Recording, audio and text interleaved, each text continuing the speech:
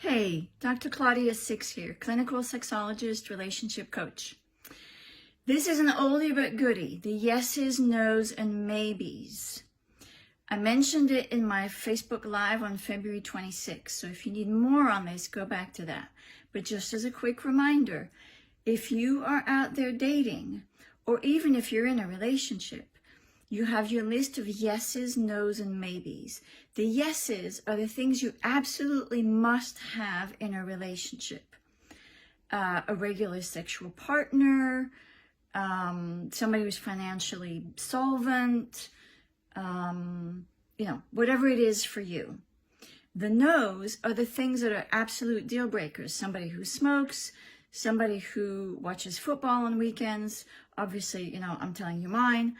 And then the maybes might be something that, isn't really a requirement for you, but you can deal with. Maybe somebody who's got a dog, or somebody who has a job that takes them out of town on a regular basis, something like that.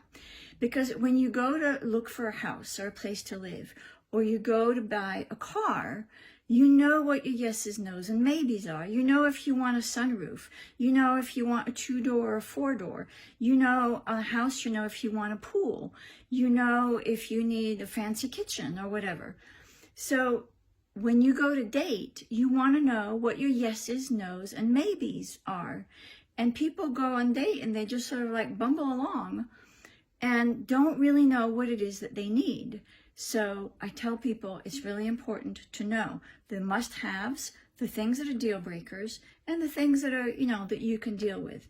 And even if you're already in a relationship, ask yourself, your list that you had at the beginning, your yeses, nos, and maybes, the things that you really needed to have, are they still in place? Are these still things that, that you are getting in your relationship?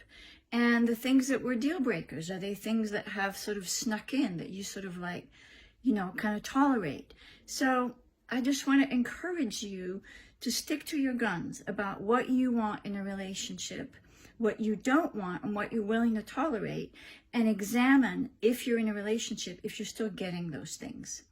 Dr. Claudia Six, clinical sexologist, relationship coach, trying to set you up for success.